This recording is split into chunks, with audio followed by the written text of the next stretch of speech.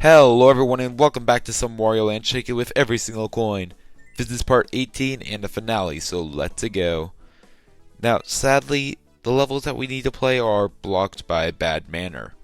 Those being Boogie Mansion and the rest of the levels being Large Fry Cook-Off and the Shake King.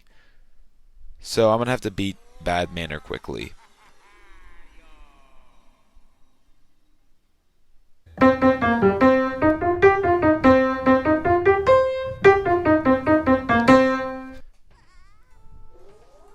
Alright, now that I'm back, we can actually go ahead and take on the run back with the Murphle section. And sadly, we're going to have to take the worst route. That being the big Wario route. Now, the small Wario route will give you more coins, but we need the secret map. Meaning we have to actually go through the top route, which has it, requiring us to stay as Big Wario. So now, when I actually get my jumps correctly, we can proceed, and we're almost there. We just have to go through a dash cannon. We go ahead and crash against this wall, so that way we can shake and get the secret map to appear. Next, I just go ahead and decide to grab the Max Fastosity Dasherator. Once again, I go ahead and grab the coins. I crash against the wall again, of course. And then I can go ahead and collect the secret map. This is for Boogie Mansion. And with that, we're pretty much done. So thank you all so much for watching. I'm kidding, of course. We still have a lot to go. Not in this level, but Boogie Mansion is a pretty difficult level. And it has a whole lot of tricks and traps that we're going to have to avoid. So without further ado, let's get right into it. With this route, I ended up getting a whole 4,000 or 44,370 coins, which sadly isn't all of them, so this level is still technically impossible, but we are required to beat it in order to get the secret map.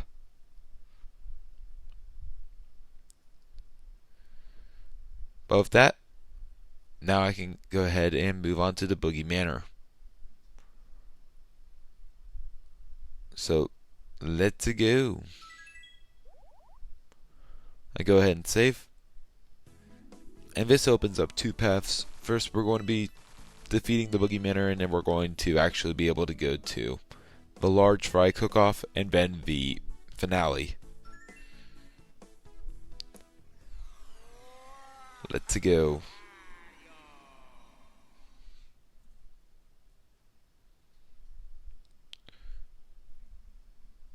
So, the first thing to note about this level is we get the introduction of chests that actually are not chests and in fact are enemies. That in order to get to, we're going to have to use bombs on them. So first thing that we're going to do is we're going to go up here. We have a coin bag, which I found the safest place to use it is down here. Just go over here, throw it. Now we can shake it against this loading zone. Then we can go ahead and head up here, climb up, and then we can just head up once again. And now we can actually get into the mansion. Here we get our first troll chest, where if we try to open it, it'll eat us alive like the Venus Sky Traps from Riverboat Rapids. So we obviously don't want that. So instead we're going to go ahead and go up here, where we actually have a Peek-a-Boom, as well as a giant coin bag. I was being impatient though, so I ended up having to redo it quite a few attempts.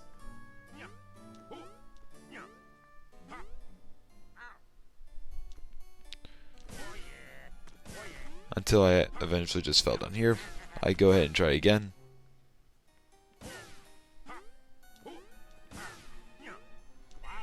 And there we go. So here we got access to a peekaboo. But first we're going to deal with this giant coin bag. And we luckily have a really good loading zone right over here. We can go empty this coin bag directly into our pockets. And there we go. Now I just need to remake my way all the way up here. I'm going to go ahead and shake out an enemy for a piece of garlic. Now you might notice with these enemies, we can't really shake them. And there is a gold in one of these enemies in this level, so that means it's still safe. Because since we technically can't shake it, I'm going to be able to just ram into it for the 1 golden coin.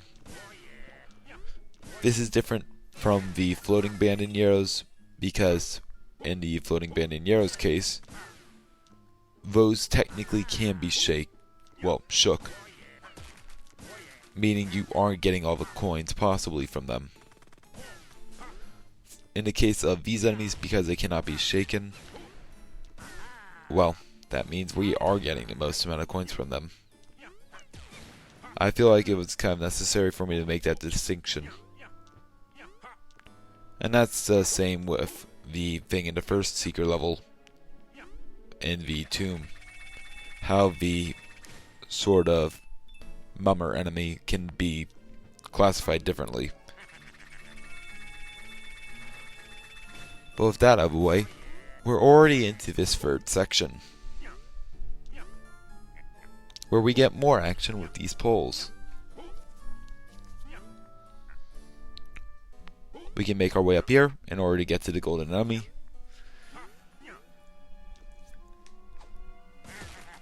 We go ahead and let him throw away his attack, and then we can go ahead and defeat him.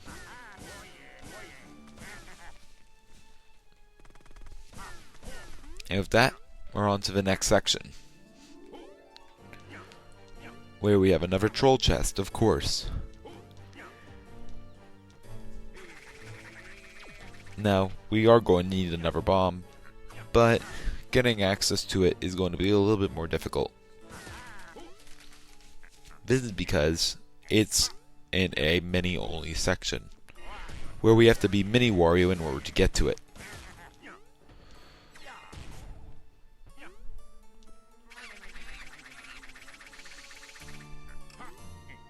I go ahead and try for some more garlic. And all that's down that pit is a ball that you can use, which we are going to go ahead and grab.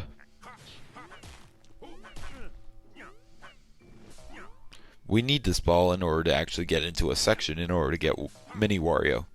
Although we can use an enemy. It is easier to use the ball though.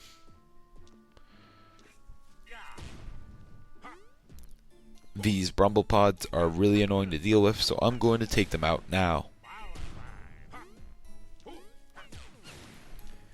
And with that, we can actually break into these crates in order to get Mini Wario.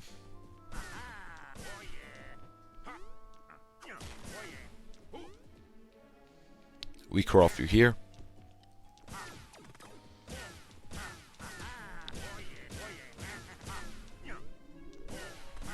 And now we can get up here, where we have a diamond. We go ahead and collect that. And then we can make our way over here. And this allows us to make it back to the first section, where we have the bomb. Also, fun fact about Mini Wario, if he runs directly into a fake chest, it will actually not register, and he'll just bounce off of it. Which I find is kind of interesting. But with that, we get the magic lamp, and we can proceed with the level.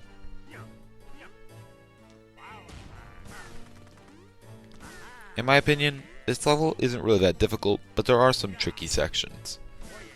Or tricky movement sections, that is. Especially in the run back section. We can use the cannon in order to shoot up here. And now we're locked into the last section. That being another indoor section. First things first, I'm going to go ahead and try for some more garlic. And then I'm going to get rid of these enemies. This section's a little tedious because one thing about these little poles, if you actually end up, well, losing one of the bags or some of the coins inside of the bags, it's impossible to actually regain them. What I mean by that is, basically if you bring up these bags by hitting the pole or the post, and then you leave through a loading zone, the bag will not respawn,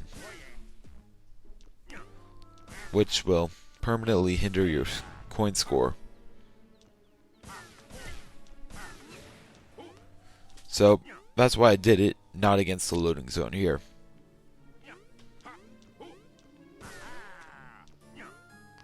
Next we get to this section where we're supposed to go ahead and use the max velocity cannon to get up here, but we need to hit the post first, which I did not do. So go here, and we get 2 more coin bags, because of course we do. And the safest spot for this I found was over here, where we can actually go ahead and get them up against the wall again.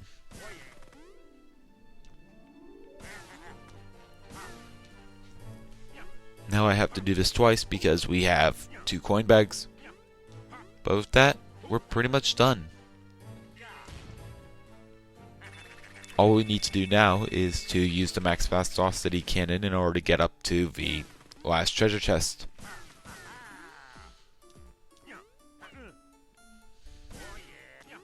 So let's go. I jump back in, do a quick turn over, and then I can make my way over here. I slide under, make sure not to run directly into the fake chest, and then I go ahead and we've gotten the therapeutical music box.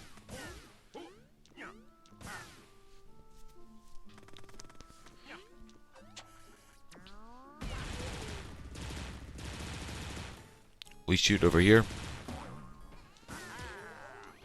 And now we get to the Rescue Murphle section.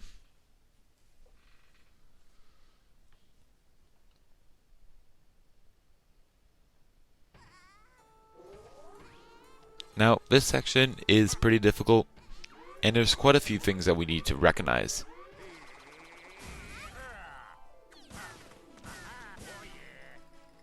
The first of which being over here, where we need to climb up these ropes. Now you can jump it, but it's less risky to just go ahead and wait. This diamond we need to grab, but that's basically all the big money that we need to worry about. Well, besides for this cannon section. And then all we have is chump change. We go ahead and shoot up here, and there's no other coins in those hidden in those blocks. I've checked. And now we're able to get into another max velocity dasherator, where now we just have some small gold coins. And these are actually pretty difficult to get. That's because we have to be able to keep our max velocity dasherator without actually crashing. And there are some pretty tight spaces in here if it's not recognizable right now. But we're able to collect 83,000 coins and way past that, and then we're able to finish up the level. We just have a few more jumps, and there we go. With that, we're pretty much done with the Boogie Mansion.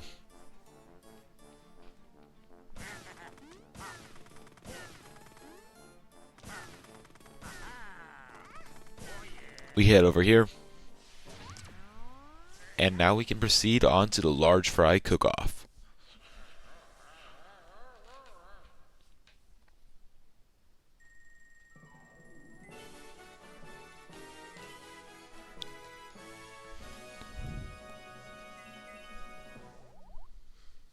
Something funny that I've realized is, even though we technically have collected a whole lot of coins, we aren't even in the last digit.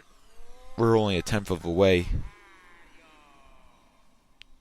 So who knows, there might be something special if we overflow the coin counter. Although that's probably not going to happen. But with that, let's enter the large fry cook-off.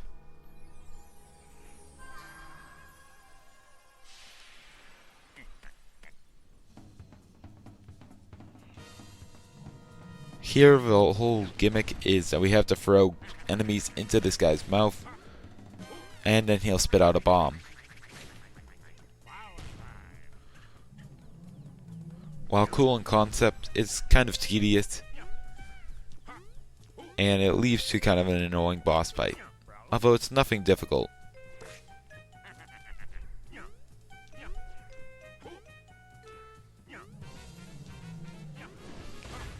One thing that we have to look out for, though, is the fact that some of these bombs will get reignited whenever he slams into the ground.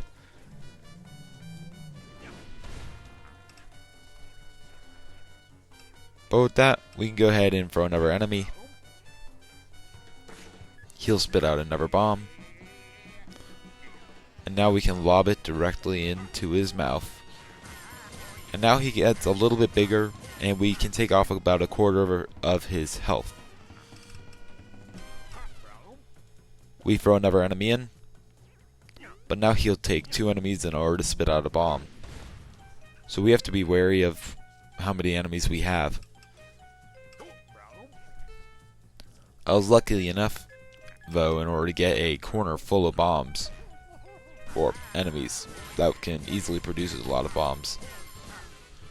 I go ahead and slam into the boss, and now we've taken away half of its health.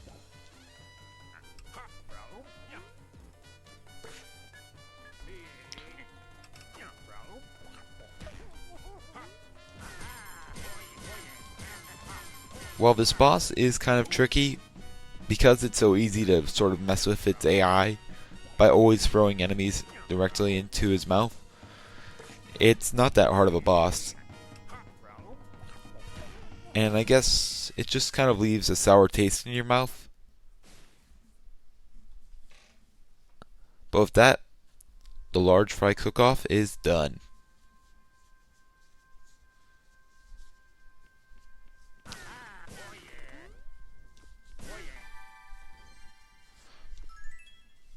And now we can finally move on to the final boss, actually. And the final boss is weird. It's not anything that I'd call unfair, except for in the second phase, or third phase I should say. There is one thing that's kind of tricky, but there's nothing in it that feels really unfair. Although it is pretty difficult. Mostly because we have a sixth of the health that we're supposed to have. What do I mean by that? I mean, you might be wondering. I mean that, well, let me explain. Normally at this point, you can get up to 10 hearts, making it 5 more than what we have now. And then you have the fact that you can also buy 2 recovery potions, which completely fill your health. Meaning, technically, you could have up to 30 hearts, and we have 5.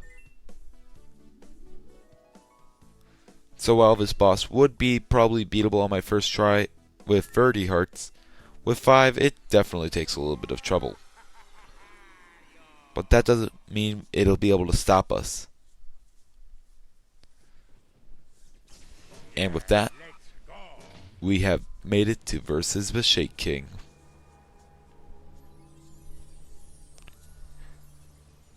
We see all the Murphles, they open up the gate, and let's go. Try this like 100 times.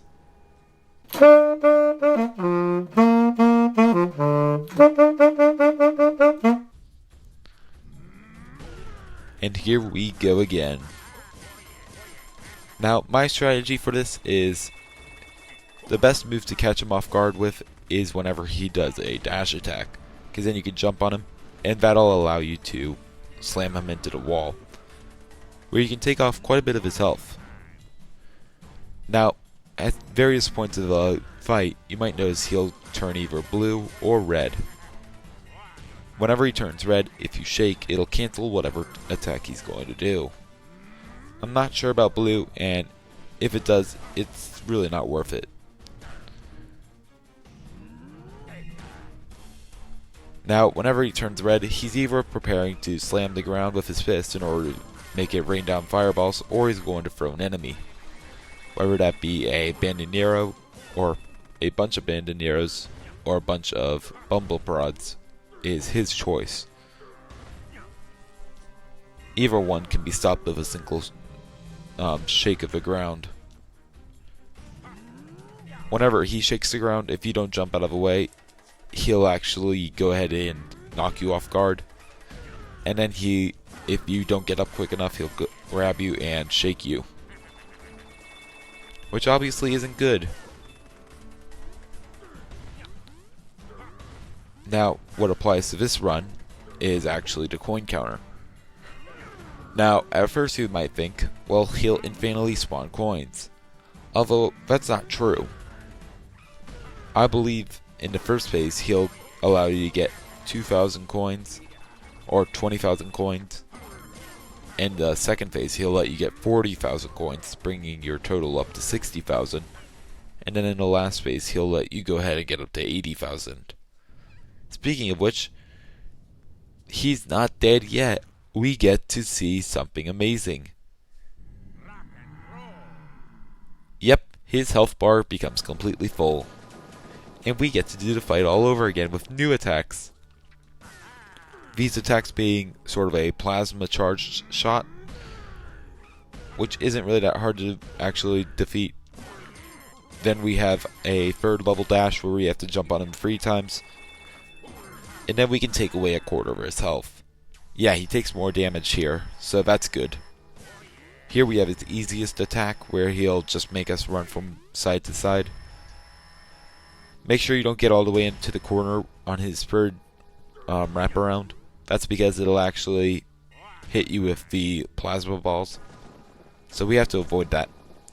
He'll do a red charge attack, which we can stop with the shake. These ping pong balls that he shoots out are really random where they go, and they're really tedious, so that's fun. We can go ahead and avoid them though. And then we get Dark Dasher again,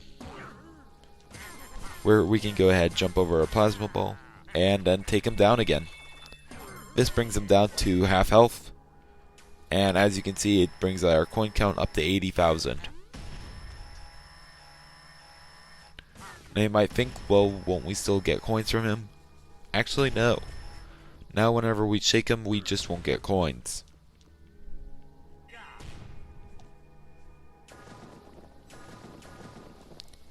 He goes ahead and spawns some more billiard balls, or ping pong balls, or plasma balls, whatever you want to call them.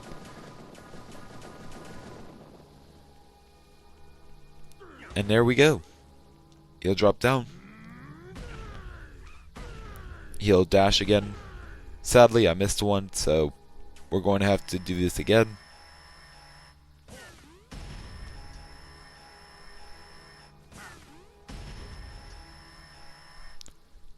We do have one attack that we need to look out for. That being if he goes ahead and stuns us with a ground pound, or his own ground shake. It'll actually stun us, and then he has a chance to grab us. Now, we can move out of the way, although if we don't, in time, he'll actually go ahead and, well, completely destroy us, as he'll grab us and shake out coins from us.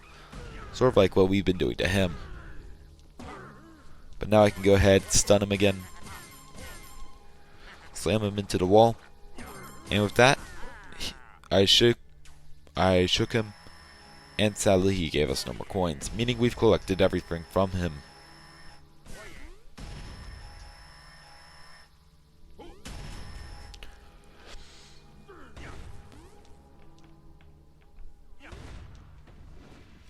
He'll shake the ground and do his meteor attack, which I did not stop.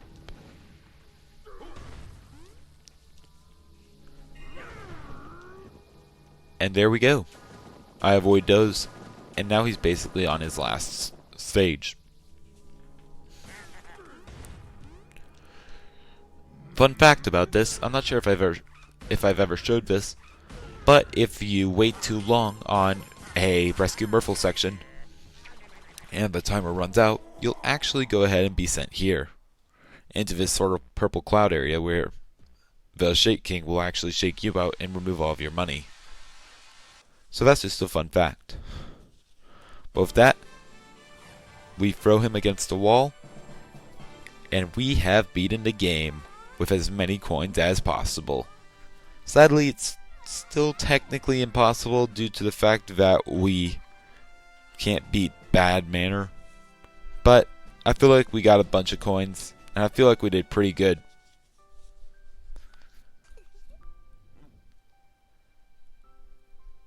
And with that, we go ahead and we save the princess. Just kidding, no. We go ahead and we get an infinite amount of coins. You thought we lost all the money? You thought we didn't 100% the game, or we didn't get every single coin? Who cares? Now we have an infinite amount of coins. Meaning technically, yes, we have gotten every single coin in the game. Because now we have an infinite amount. Obviously, I'm messing around. In all actuality, this challenge is technically impossible due to Bad Manor still. Although, there's many ways this could be taken.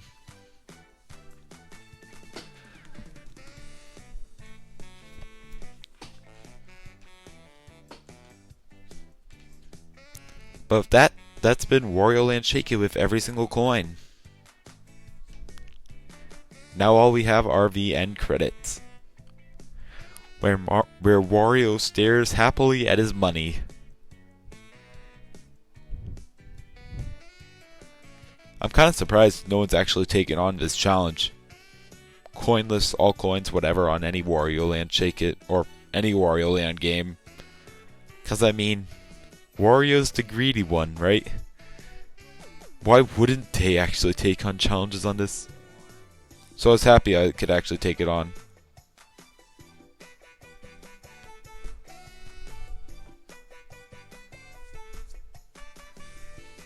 Time to make an episode of The Games Must Go On this. In like, I don't know, 3 months. Long after it's become unrelevant. I'm messing around, of course, just making a joke about the Super Mario Galaxy coinless The Games Must Go On taking so long. Which, if you haven't checked it out, it was my biggest video yet. A link to that is in the top right corner.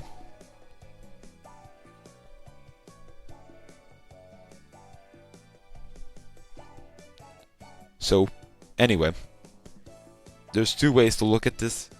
One being, we got close, but we still haven't gotten every single coin because of Bad Manor. Another way to look at it is that we did get every single coin because we got the infinitely spawning bottomless coin sack. And then the third way to look at it is we did not get a single coin because Captain Syrup, at the very end, of course, takes every single coin that we've earned in the game.